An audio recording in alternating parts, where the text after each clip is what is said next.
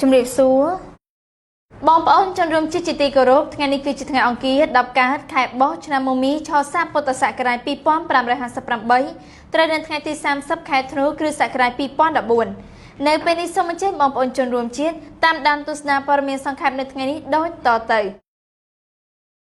តំណាងរាជគណៈបក្សសង្គ្រោះជាតិស្នើចាត់វិធានការលើមេឃុំមួយរូបនៅកំពង់ឆ្នាំងយោងតាមគេហទំព័រ VOD បានចុះផ្សាយថាតំណាងរាជគណៈបក្សសង្គ្រោះជាតិស្នើឲ្យរដ្ឋមន្ត្រីក្រសួងមហាផ្ទៃចាត់វិធានការលើមេឃុំក្បាលទឹកស្រុកទឹកផុសនៅខេត្តកំពង់ឆ្នាំងដែលរងការចោទថាបានកាត់ដីរបស់សហគមន៍ទៅឲ្យឈ្មួញដោយខុសច្បាប់គេហទំព័រដដែលនេះបានបញ្ជាក់ឲ្យដឹងតាមរយៈលិខិតរបស់តំណាងរាជគណៈបក្សសង្គ្រោះជាតិលោកគីវណ្ណារាចុះថ្ងៃទី22ខែធ្នូឆ្នាំ2014ដែលផ្ញើទៅរដ្ឋមន្ត្រីក្រសួងមហាផ្ទៃឲ្យដឹងថាលោកស្រីសំរុនមេឃុំក្បាលទឹកបានកាត់ដីសហគមន៍ 10% ទៅឲ្យឈ្មួញគ្រប់គ្រងលិខិតក៏បានស្នើឲ្យក្រសួងមហាផ្ទៃជួយចាត់វិធានការលើមេឃុំរូបនោះហើយប្រគល់ដីឲ្យពលរដ្ឋវិញ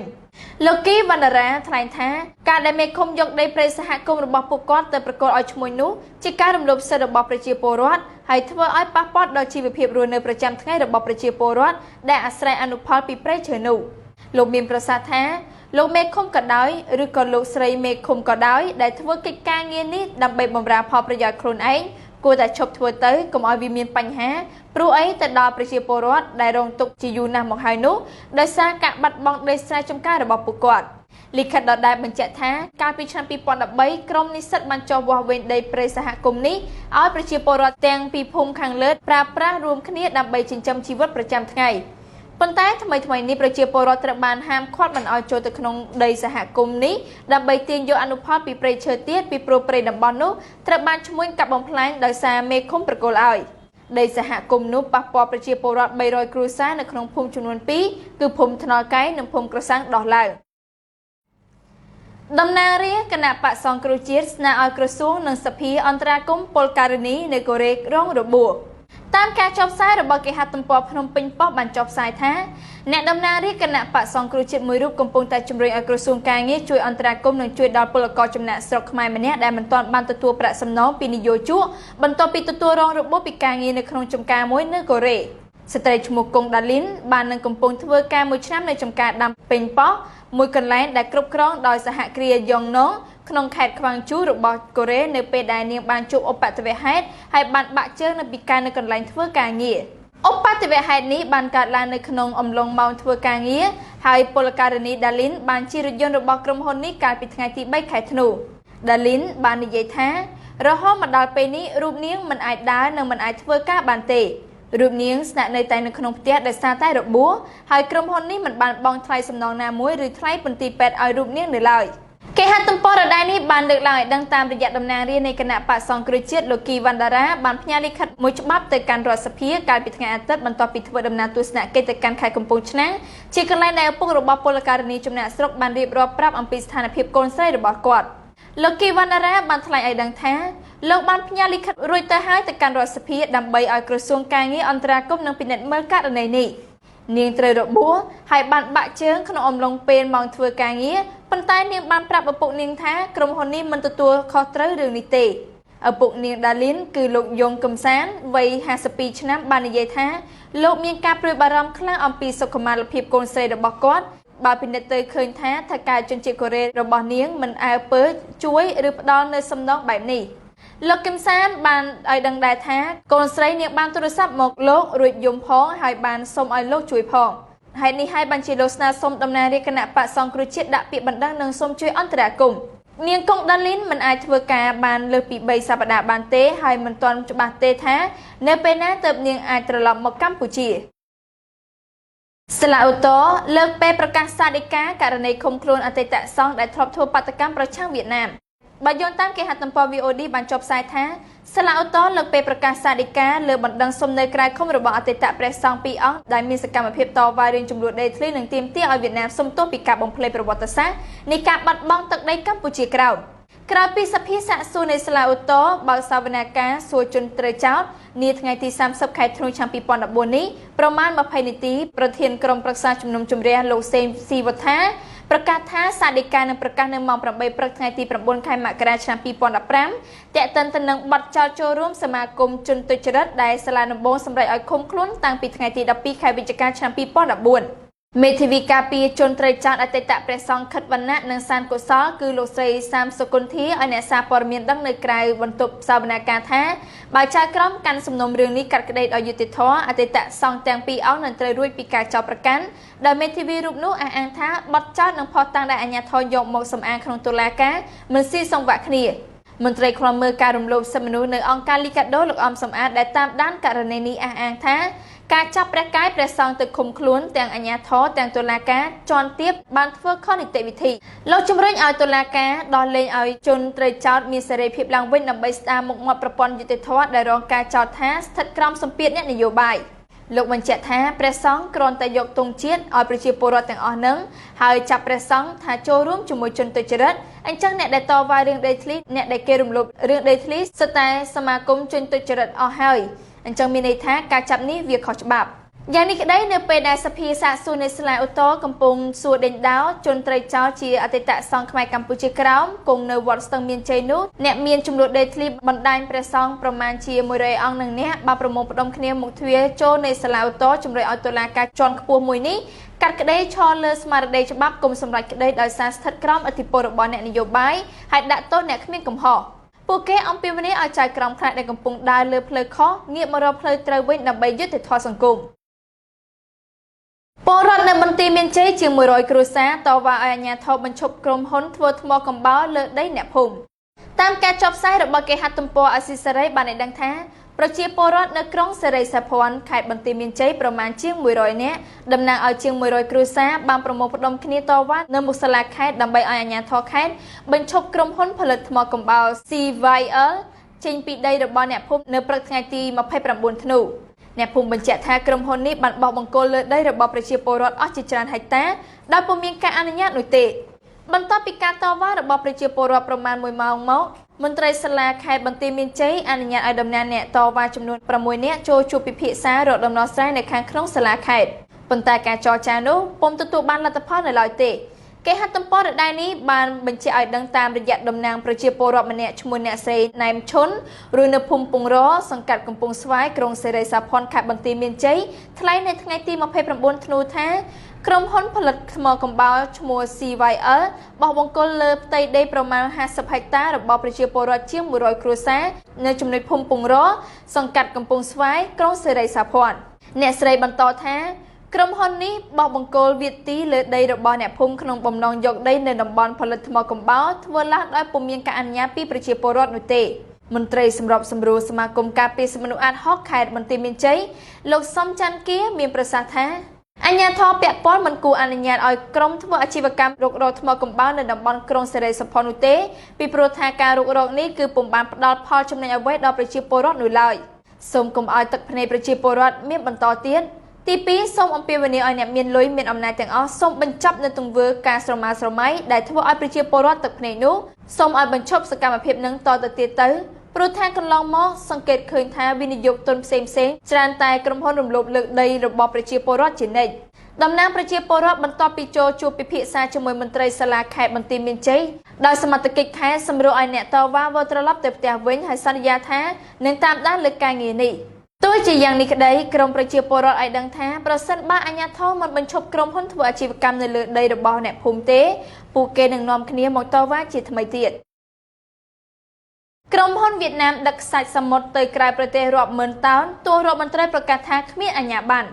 បើយោងតាមគេហទំព័រ VOD បានចុះផ្សាយថាបន្ទាប់ពីរដ្ឋមន្ត្រីក្រសួងធនធានទឹកនិងអូតូនិយមបានប្រកាសថាក្រុមហ៊ុនបូមខ្សាច់ទាំងអស់នៅកម្ពុជាមិនមានអាជ្ញាប័ណ្ណបូមខ្សាច់នោះទេរហូតមកដល់ពេលនេះខ្សាច់សមុទ្ររាប់ម៉ឺនតោនត្រូវបានដឹកជញ្ជូនទៅក្រៅប្រទេសកាលពីថ្ងៃទី28ខែធ្នូឆ្នាំ2014នេះប្រភពដែលបានធ្វើការងារនេះផ្ទាល់ឲ្យដឹងថាកប៉ាល់ដឹកខ្សាច់បណ្ដោយប្រវែងជាង180ម៉ែត្រទទឹងជាង30ម៉ែត្របានចូលមកក្នុងដែនសមុទ្រខេត្តព្រះសីហនុក្នុងចម្ងាយប្រហែល10គីឡូម៉ែត្រពីផែប្រេងសូគីមិចនៅស្រុកស្ទឹងហើយកាលពីថ្ងៃទី25ខែធ្នូដើម្បីប្រមូលនិងដឹកខ្សាច់ទៅក្រៅប្រទេសប្រភពបន្តថាកប៉ាល់នោះបានដឹកខ្សាច់ដែលប្រមូលបានពីតំបន់មួយចំនួនក្នុងខេត្តកោះកុងគឺពីស្ពានអណ្ដូងទឹកស្រុកបទុមសាគរដើម្បីយកមកដាក់កប៉ាល់ធំប្រភពឲ្យដឹងទៀតថា ខ្សាច់សមុទ្រប្រហែល 57,600 តោនត្រូវបានដឹកចេញទៅប្រទេសសិង្ហបុរីកាលពីវេលាម៉ោង 10 ព្រឹកថ្ងៃទី 28 ខែធ្នូ ឆ្នាំ 2014 ប្រភពមិនបានដឹងថាក្រុមហ៊ុននោះមានឈ្មោះអ្វីនោះទេតែថាជនជាតិវៀតណាមប្រមាណ 20 នាក់បានធ្វើការនៅទីនោះនិងមានជនជាតិហ្វីលីពីនមួយចំនួនផងដែរបើតាមប្រភពបានដឹងថាសាឡង់ដឹកខ្សាច់ជាង 20 ចាប់តាំងពីថ្ងៃទី 25 ខែធ្នូ ឆ្នាំ 2014 បានដឹកខ្សាច់សមុទ្រពីស្រុកបទុមសាគរយកទៅដាក់នៅកប៉ាល់ក្នុងខេត្តព្រះសីហនុជាបន្តបន្ទាប់គេហទំព័ររដូវនេះបានបញ្ជាក់ឲ្យដឹងតាមរយៈប្រធានគណៈកម្មការទី3នៃរដ្ឋសភាមកពីគណៈបក្សសង្គ្រោះជាតិលោកប៉ុលហំដែលបានកោះហៅលោកលឹមគិនហៅទៅសាកសួរកាលពីថ្ងៃទី 24 ខែធ្នូប្រាប់នៅថ្ងៃអង្គារនេះថាលោកមិនបានដឹងពីឈ្មោះក្រុមហ៊ុននោះទេតែលោកថាមានការបូមខ្សាច់ពីខេត្តកោះកុងដែលលោកនឹងពិនិត្យបញ្ហានេះរបាយការណ៍របស់អង្គការ Global Witness ចេញផ្សាយកាលពីខែឧសភាឆ្នាំ 2010 ឲ្យដឹងថាប្រទេសសិង្ហបុរីជាអ្នកប្រើប្រាស់ខ្សាច់ដែលបាននាំចេញពីប្រទេសកម្ពុជាជាចម្បងហើយប្រតិបត្តិការពីខេត្តតែមួយក្នុងប្រទេសកម្ពុជាត្រូវបានប៉ាន់ស្មានថាមានតម្លៃប្រមាណ $248 លានអាមេរិកក្នុងមួយឆ្នាំតាមតម្លៃលក់រាយនៅក្នុងប្រទេសសិង្ហបុរីរបាយការណ៍បន្តថាឧស្សាហកម្មខ្សាច់នៅកម្ពុជាត្រូវបានគ្រប់គ្រងដោយមហាសេដ្ឋីពីររូបដែលជិតស្និទ្ធនឹងលោកនាយរដ្ឋមន្ត្រីហ៊ុនសែននិងជាសមាជិកប្រសិទ្ធិគណៈបកប្រជាជនកម្ពុជាគឺលោកមុងរិទ្ធីនិងលោកលីយ៉ុងផាត់របាយការណ៍ថាការខ្វះខាតដំណាភាពនិងការទទួលខុសត្រូវទាំងស្រុងជុំវិញការផ្ដល់ឲ្យនឹងអ្នកទទួលប្រយោជន៍នៃអាជ្ញាប័ណ្ណខ្សាច់ទាំងនេះហើយ Global Witness រកឃើញភស្តុតាងពីការបាត់បង់ប្រាក់ចំណាយមិនធម្មតាជាច្រើនប្រធានចលនាមេដាធម្មជាតិលោក Alexandro មានប្រសាសន៍ថាលោកបានទទួលដំណឹងពីប្រជាជនថាតំបន់មួយចំនួននៅម្ដុំព្រែកខ្សាច់ព្រែកអណ្ដូតនិងស្រែអំបិលនៅតែមានសកម្មភាពបូមខ្សាច់ដែលលោកនឹងចោះទៅតាមដាននៅពេលខាងមុខលោកថាក្នុងរយៈពេល 2-3 ខែនេះនៅតំបន់ព្រែកតាតៃនិងត្រពាំងរូងពុំមានការបូមខ្សាច់នោះទេលោកបញ្ជាក់ថាយើងសម្រេចបង្កើនយុទ្ធនាការតាក់ទងទៅនឹងការបូមខ្សាច់ដោយសារតែវាមានផលប៉ះពាល់លើប្រជាជនធ្ងន់ធ្ងររួមមានការធ្លាក់ចុះផលនេសាទបច្ចុប្បន្នប្រជាពលរដ្ឋរស់នៅភូមិព្រែកខ្សាច់ក្នុងខេត្តកោះកុងលោករៀមរំមានប្រសាសន៍ថាលោកសង្កេតឃើញមានសកម្មភាពបូមខ្សាច់នាពេលថ្មីៗនេះហើយសាឡង់ធំមួយចំនួនបានចុះប្រមូលខ្សាច់ជាបន្តបន្ទាប់នៅតាមព្រែកមួយចំនួននៅតំបន់កោះកុងក្រែតនិងតំបន់ឡាំដាំជាដើមក្នុងស្រុកបទុមសាគរមន្ត្រីសម្របសម្រួលសមាគមការពារសិទ្ធិមនុស្សអាត 6 នៅខេត្តកោះកុងលោកនាងបូរ៉ាទីណូមានប្រសាសន៍ថារហូតមកដល់ពេលនេះការបូមខ្សាច់សមុទ្រនៅតែមាននៅខេត្តកោះកុងបើទោះជាមានការរឹតបន្តឹងក៏ដោយលោកថាក្រុមហ៊ុនមិនតិចជាង10នោះទេដែលបានធ្វើសកម្មភាពបូមខ្សាច់លោកថាក្រុមហ៊ុនភាគច្រើនទទួលបានការអនុញ្ញាតបន្តពីលោកអុកញ៉ាលីយ៉ុងផាត់លោកមិនដឹងថាក្រុមហ៊ុនមានឈ្មោះអ្វីខ្លះនោះទេតែលោកថាក្រុមហ៊ុនមួយចំនួនដឹកខ្សាច់ទៅក្រៅប្រទេសដែលដឹកទៅប្រទេសសិង្ហបុរីជាដើមសូមបញ្ជាក់ថាកាលពីថ្ងៃទី 24 ខែធ្នូឆ្នាំ 2014 រដ្ឋមន្ត្រីក្រសួងធនធានទឹកនិងជាប្រធានគណៈកម្មាធិការគ្រប់គ្រងធនធានខ្សាច់នៅកម្ពុជាលោកលឹមគៀនហៅឲ្យដឹងថាអាជីវកម្មបូមខ្សាច់សប្តាហ៍ថ្ងៃនេះមិនមានអាជ្ញាប័ណ្ណស្របច្បាប់នោះទេចាប់តាំងពីការបង្កើតគណៈកម្មាធិការគ្រប់គ្រងធនធានខ្សាច់នៅកម្ពុជាក្នុងអាណត្តិទី5នេះលោកលឹមគៀនហៅបន្តថារហូតមកដល់ពេលនេះនៅតែមានការបូមខ្សាច់សមុទ្រនៅតាមព្រែកដែលដឹកទៅលក់នៅក្រៅប្រទេសលោកបន្តទៀតថារហូតមកដល់ពេលនេះមានក្រុមហ៊ុនថ្មីចន្លោះពី30ទៅ40ដែលបានដាក់ពាក្យសុំបើកអាជីវកម្មបូមខ្សាច់សារជាថ្មីរហូតមកដល់ពេលនេះប្រជាពលរដ្ឋនៅតំបន់សមុទ្រខេត្តកោះកុងបង្ហាញភាពព្រួយបារម្ភពីការបាត់បង់ទីតាំងតំបន់ទេសចរធម្មជាតិសម្រាប់សហគមន៍នាពេលអនាគតដោយសារតែក្រុមឈ្មួញបរទេសបានប្រើកប៉ាល់ធំៗធ្វើសកម្មភាពបូមខ្សាច់នៅក្បែរតំបន់រស់នៅរបស់ពួកគាត់សហគមន៍ជនជាតិដើមភាគតិចខាត់គ្រឿងចាក់ក្រុមហ៊ុន2គ្រឿងប្រឆាំងនឹងការឈូសឆាយដីបើយោងតាមគេហទំព័រ VOD បានចុះផ្សាយថាប្រជាសហគមន៍ជនជាតិដើមភាគតិចគួយដែលរស់នៅក្នុងភូមិប្រមេឃុំប្រមេស្រុកត្បៃមានជ័យខេត្តព្រះវិហារនិងកំពុងមានទំនាស់ជាមួយក្រុមហ៊ុនចិនឈ្មោះឡានហ្វេងនៅល្ងាចថ្ងៃច័ន្ទម្សិលមិញបានខាត់ទុកគ្រឿងចាក់របស់ក្រុមហ៊ុនចំនួន2គ្រឿងដែលចោទថាបានឈូសឆាយដីរបស់ពួកគាត់គេហទំព័ររដូវនេះបានបង្ហាញឲ្យដឹងតាមរយៈអ្នកស្រីនួនមុនអាយុ63ឆ្នាំជាសមាជិកសហគមន៍ជនជាតិដើមភាគតិចមានប្រសាសន៍ថាប្រជាពលរដ្ឋជាង80នាក់នៅវេលាម៉ោង 6 ល្ងាចថ្ងៃច័ន្ទម្សិលមិញនេះបានសម្រេចនាំគ្នាខាត់គ្រឿងចាក់ចំនួន2គ្រឿងមិនឲ្យឈូសឆាយដីប្រជាពលរដ្ឋបន្តទៀតដោយទាមទារឲ្យមានដំណោះស្រាយពីអាជ្ញាធរ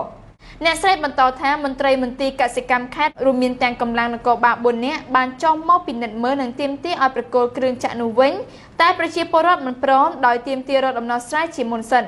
អ្នកស្រីថាតំណាងមន្ទីរកសិកម្មដែលជាប្រធានមន្ទីរអះអាងថាហេតុអ្វីបានជាប្រជាពលរដ្ឋមិនយល់ព្រមក្នុងការវាស់ដី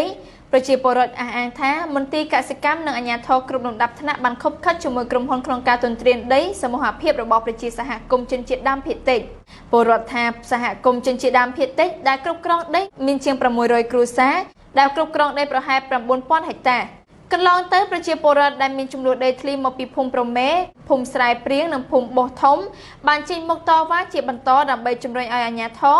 ជួយដោះស្រាយចំនួនដីធ្លីជូនពួកគេប៉ុន្តែមិនទាន់មានដំណោះស្រាយនៅឡើយទេរហូតមកដល់ពេលនេះសហរដ្ឋអាមេរិករិះគន់ថៃដែលពន្យាពេលបោះឆ្នោតតាមការចុះផ្សាយរបស់គេហទំព័រថ្មីបានឲ្យដឹងថាសហរដ្ឋអាមេរិកបានរិះគន់រដ្ឋាភិបាលថៃក្នុងការពន្យាពេលនៃការបោះឆ្នោតថាជារឿងដែលគ្មានការពិចារណានិងមិនត្រឹមត្រូវ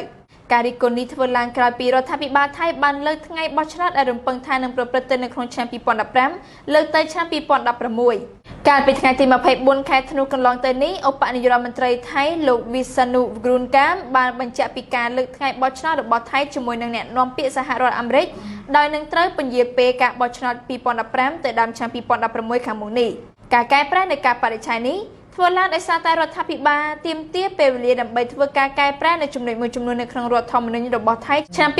2007គេហទំព័ររដ្ឋនេះបានបន្ថែមឲ្យដឹងទៀតថា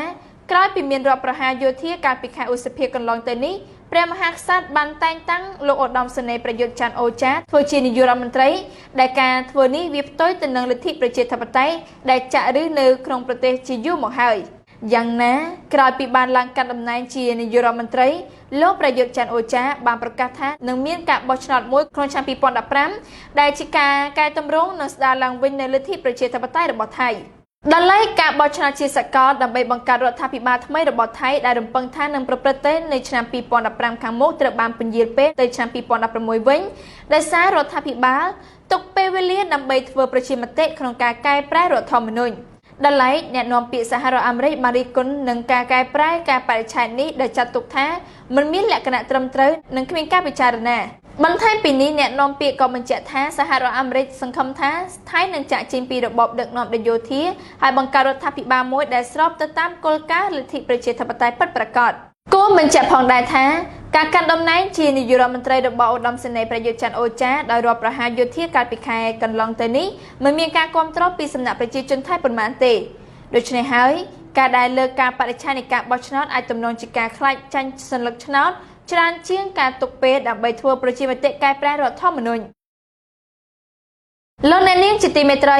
ព័ត៌មានសង្ខេបរបស់នាងខ្ញុំនៅពេលនេះបានមកដល់ទីបញ្ចប់ហើយនាងខ្ញុំរស់មារីយ៉ាសូមថ្លែងអំណរគុណយ៉ាងជ្រាលជ្រៅចំពោះលោកអ្នកនាងដែលបានទស្សនាកម្មវិធីនេះតាំងពីដើមរហូតដល់ទីបញ្ចប់សូមអរគុណសូមគោរពលា